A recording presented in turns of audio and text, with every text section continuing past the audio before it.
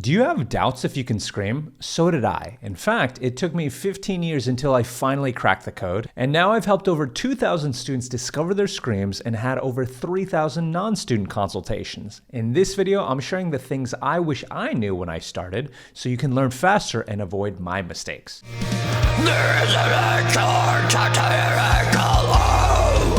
So first, when I was learning to scream, I kept hearing the same thing over and over. If you feel pain, you're doing it wrong and damaging your voice. And honestly, that really messed with me. I was so scared of causing damage that I barely gave myself permission to explore or experiment. I just stayed stuck.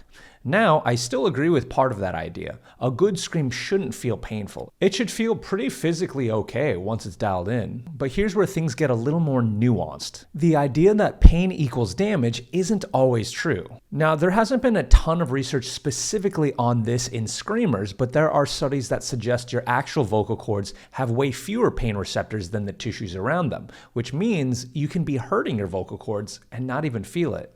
Or you could feel pain from using other tissues that are more sensitive, even if your vocal cords are perfectly fine. In fact, a lot of students I've coached in fry screams actually say they feel nothing at all once they're just using their vocal cords and not using other tissues. And that lines up with my own experience, both as a screamer and as someone who's coached thousands of students since 2019. This nuance matters because I see so many people get so afraid of pain and damage that they never give themselves room to explore and figure things out. They want to avoid damage so badly that they never unlock their scream.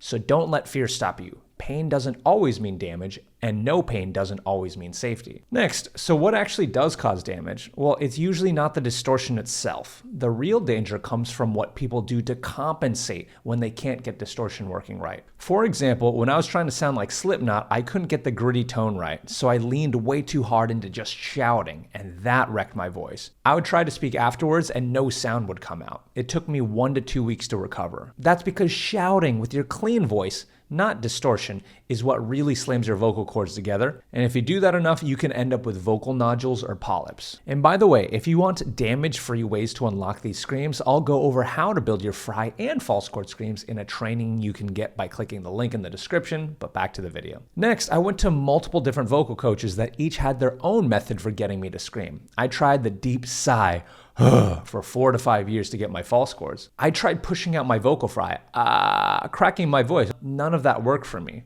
But that's okay. Everyone's relationship with their voice is super different.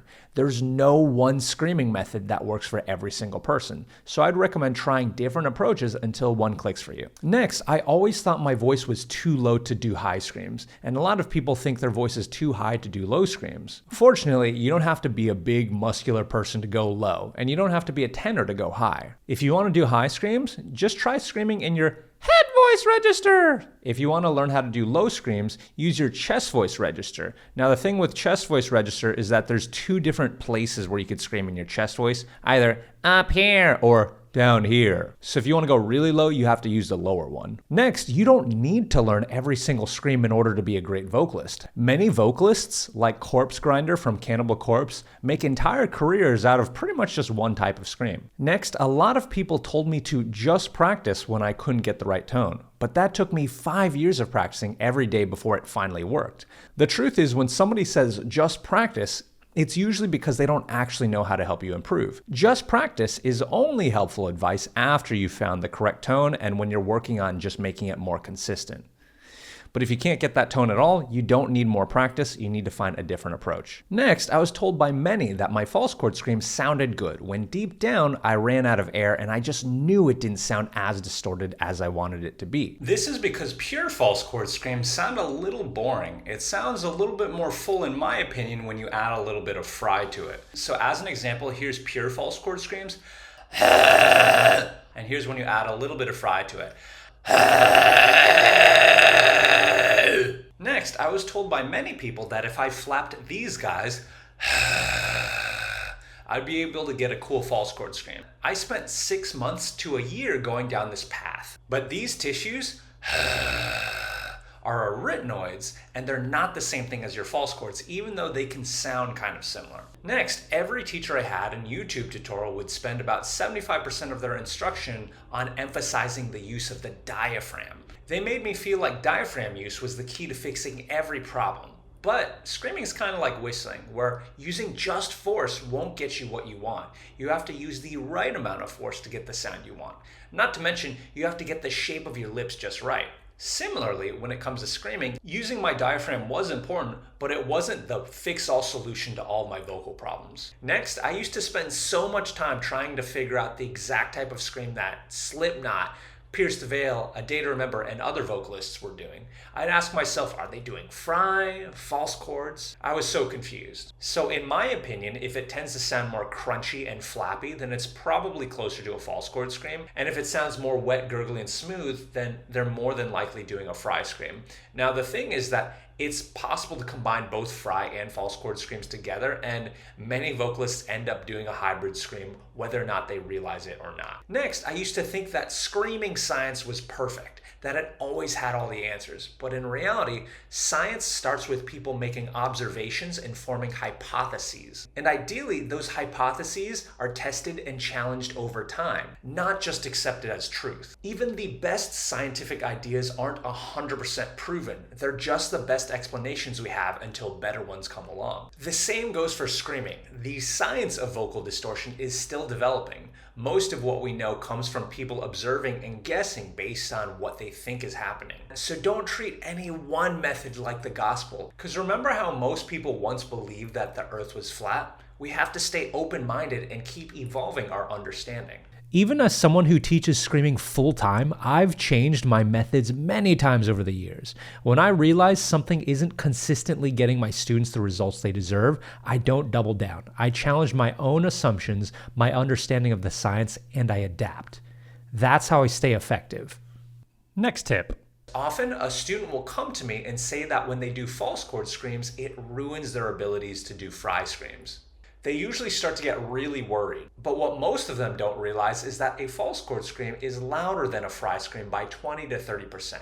But if you don't know that, then it's easy to be at a certain volume for your false chords and then over push your fry screams when you switch to your fries, making them not work. So remember, different screams have different volumes. Next, can you make this sound with your lips? It's okay if it sounds silly or it doesn't come out perfect. But did you need to warm up before doing that? Nope, you kind of just did it. And that's kind of like how fry screaming works. It's not about warming up your body, it's about doing the right thing with your voice. That's why I think that warm-ups are not as important as everybody makes them out to be. And don't get me wrong, I used to do warm-ups every day. I followed long routines and tried to get everything just right.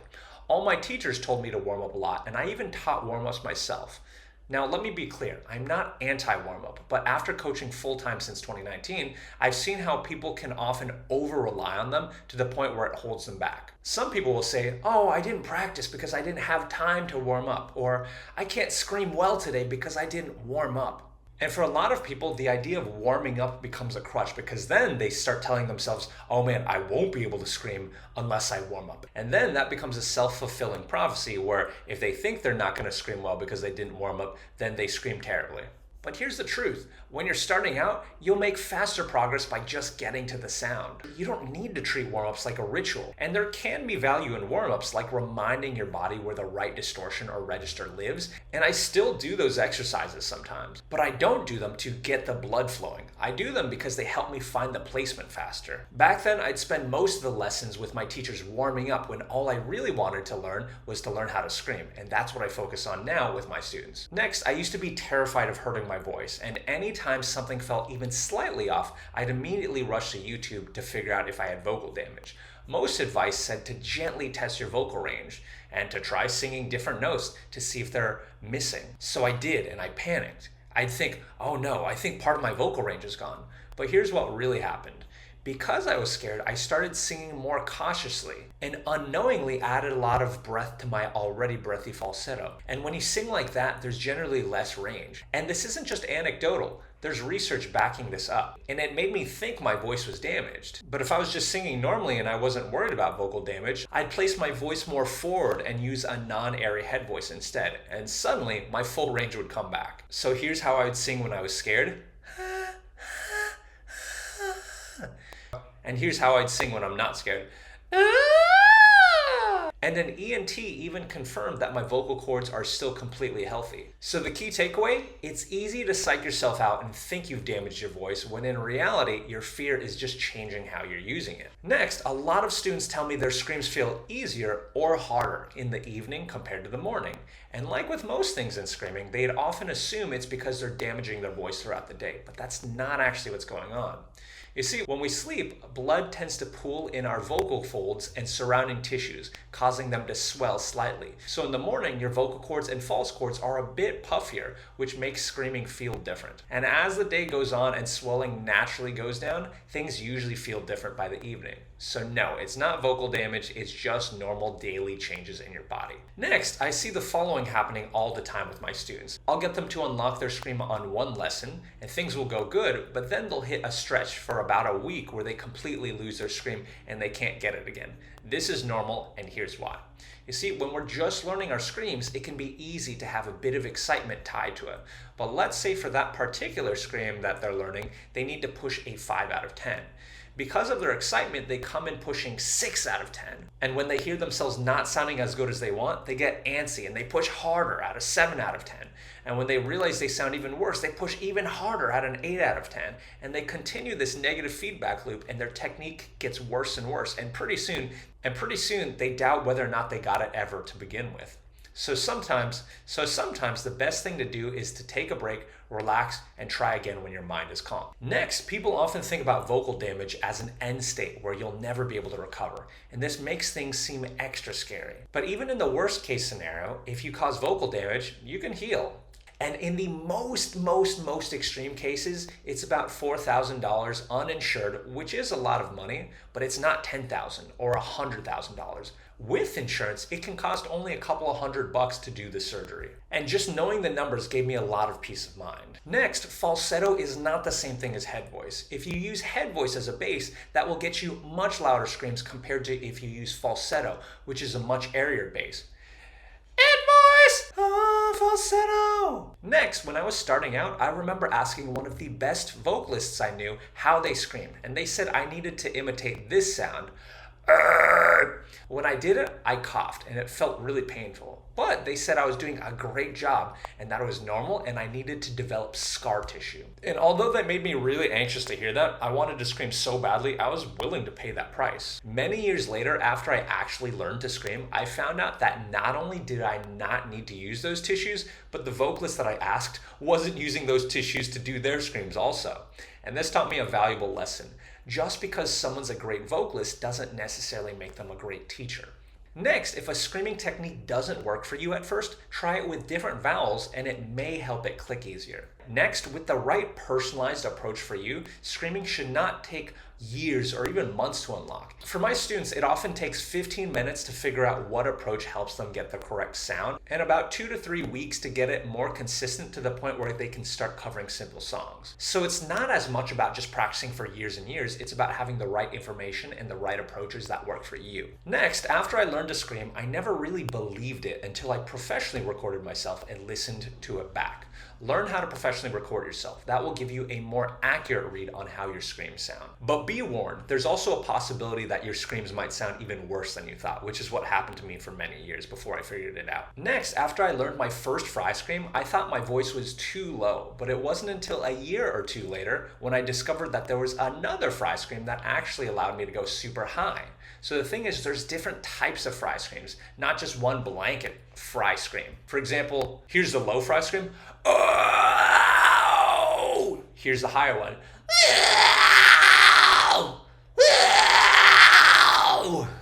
And by the way, if you want more structured help about how to unlock these screams, I'll go over how to build your fry and false chord screams in a training you can get by clicking the link in the description, but back to the video. Next, progress isn't a straight line. In the short term, it can feel very up and down, but in the long term, it will trend up so long as you stick at it and have the right information. The problem is that most people don't stick at it long enough to consistently see that compounding effect where everything builds. They only see the day-to-day fluctuations and give up. So stick to it and don't measure yourself by your day-to-day performance, but your performance over the long term. Next, there's this quote I love. A dumb person makes their own mistake and then repeats it.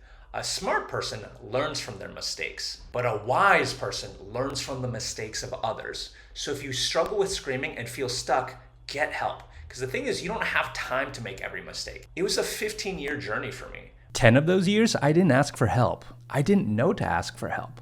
I had a dream of screaming, but whenever I tried, I got discouraged and I just told myself I couldn't do it. It took me 5 years to unlock my screams with screaming coaches, but had I not done that, it would have taken even longer. I might have gone my entire life having never figured it out. If I could go back now and help my younger self, I would have unlocked it way quicker, and my life would have been very different. I could have joined a band as a vocalist. I could have done more covers. I would have felt like more of a complete version of myself earlier. But since I've learned about the importance of asking for help, I've had teachers for everything, from learning how to dress better, to video editing, to dating, to life coaches, and it's sped up other areas of my life. So if you're struggling, get help. Pride on being self-sufficient and figuring everything else out yourself, in my opinion, is frankly overrated. You're not going to get a medal for figuring it out yourself. Next, so I'm an introvert and I'm shy, and that might surprise you given that I have a YouTube channel, but filming videos like this, like right now, is actually kind of emotionally draining for me, and I just enjoy my solitude. As a result, I have a lot of anxiety when it comes to showing something so personal like my music, and even more so, my voice and my screams when I'm doing it live. And I remember the first time performing live, my screams did not come out. And this is because I spent my entire time practicing my vocals by myself in a safe environment. And during my live performance, I was so overwhelmed and shocked by the idea that other people are now watching me that my throat tightened up and my technique suffered, and it was one of the biggest disappointments. So here's the thing, if you're shy and introverted, but you eventually want to scream in front of people and play live shows, you need to slowly start practicing screams in front of people to get over that. Do it with a supportive friend or someone who isn't judgmental. Then do it for 2 friends, then 3. And slowly work your way up so that you don't end up having the horror story that I did. Now I have way less anxiety when I perform, and you probably couldn't even tell because my vocals sound fine.